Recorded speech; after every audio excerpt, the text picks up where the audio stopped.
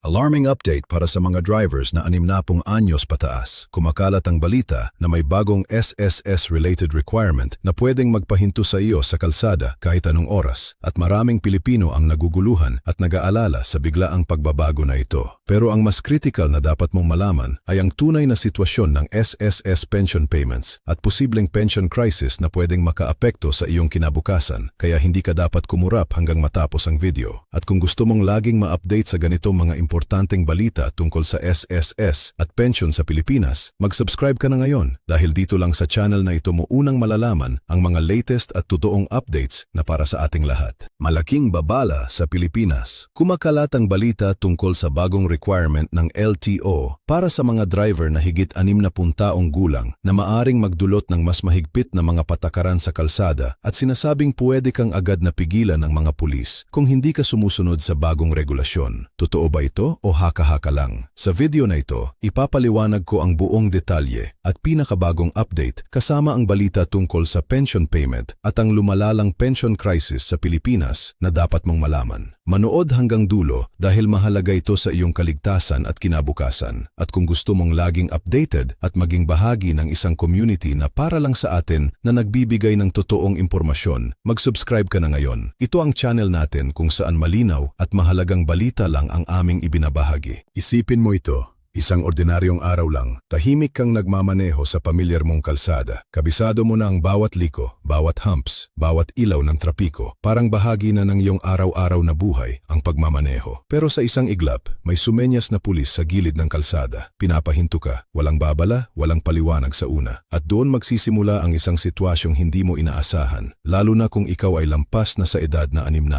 Dahil na yon, may isang bagong usapin na umiikot sa buong Pilipinas. Isang bagong requirement na sinasabing maaring magbago sa paraan ng pagmamaneho ng mga senior driver. Isang balitan mabilis kumalat, pinag-uusapan sa social media, sa mga barangay, sa mga terminal, at maging sa loob ng mga pamilya. Totoo nga ba? At kung oo, ano ang ibig sabihin nito para sa iyo o sa mga mahal mo sa buhay? Maraming driver ang nabiglaan ang marinig ang tungkol sa umano'y bagong patakaran ng LTO para sa mga driver na mahigit 60 taong gulang. Ayon sa mga kumakalat na impormasyon, maaring kailanganin na raw sumailalim sa mas mahigpit na pagsusuri ang mga senior driver bago sila payagang magpatuloy sa pagmamaneho. At ang mas nakakagulat, may mga nagsasabing pwedeng agad kang pigilan ng pulis kung hindi mo matugunan ang mga bagong requirement na ito. Kaya naman maraming tanong ang lumitaw. Ano ba talaga ang bagong patakaran? May pagbabago ba sa lisensya? May dagdag bang medical exam? At higit sa lahat, paano nito maaapektuhan ang milyon-milyong Pilipinong driver na nasa edad 60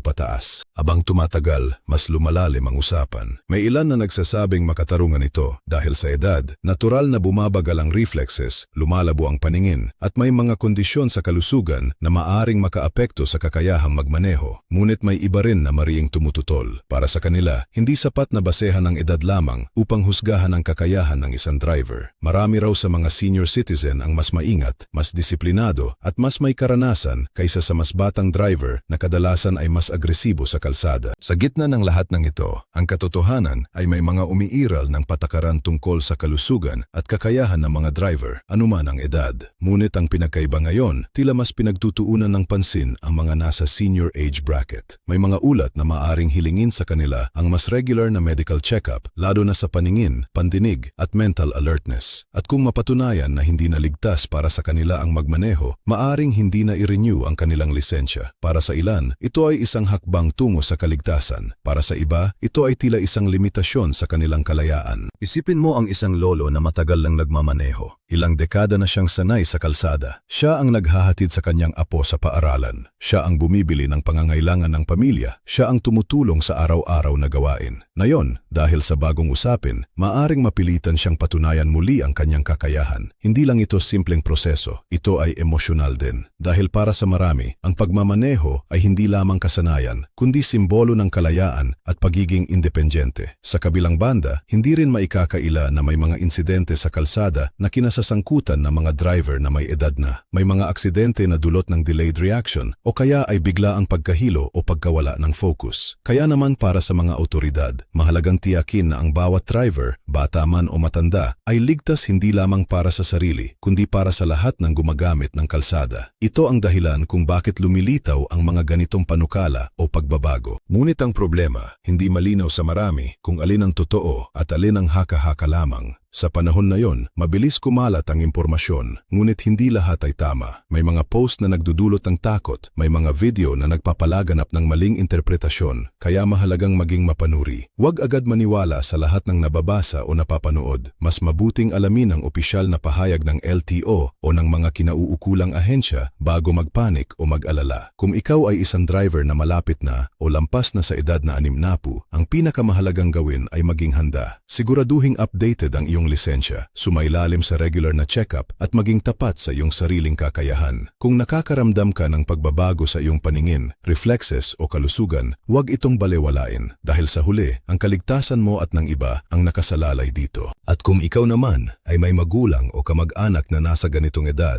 mahalagang kausapin sila ng maayos. Hindi ito tungkol sa pag-agaw ng kanilang kalayaan, kundi sa pagtiyak na sila ay ligtas. Minsan, kailangan lang ng tamang pag-uusap at pag-unawa upang maipaliwanag ang sitwasyon. Dahil sa likod ng bawat driver ay isang tao na may damdamin, may karanasan at may kwento. Sa kabila ng lahat ng ito, ang tanong ay nananatili. Ito ba ay isang hakbang pasulong para sa kaligtasan o isang hakbang pabalik para sa karapatan ng mga senior driver? Ang sagot ay maaring iba-iba, depende sa pananaw ng bawat isa. Ngunit isang bagay ang sigurado, ang usaping ito ay hindi basta-basta mawawala. Patuloy itong pag-uusapan, pagdedebatehan at susuriin sa mga susunod na araw. Kaya sa susunod na ikaw ay magmaneho, isipin mo hindi lamang ang iyong destinasyon, kundi ang iyong responsibilidad bilang bahagi ng kalsada. Dahil anuman ang edad, ang tunay na sukatan ng isang mahusay na driver ay hindi lamang ang kanyang kakayahan, kundi ang kanyang malasakit sa kapwa. At sa mundong patuloy na nagbabago, ang pagiging handa at maalam ang iyong pinakamabisang sandata. Sa huli, ang balitang ito ay hindi lamang tungkol sa batas o regulasyon. Ito ay tungkol sa ating lahat, sa bawat driver, sa bawat pamilya, sa bawat Pilipino na araw-araw ay umaasa sa kalsada. Kaya manatiling alerto, manatiling responsabale, at higit sa lahat, manatiling ligtas. Dahil sa isang iglap, maaring magbago ang lahat, at ang tanging magliligtas sa iyo ay ang iyong kaalaman at kahandaan.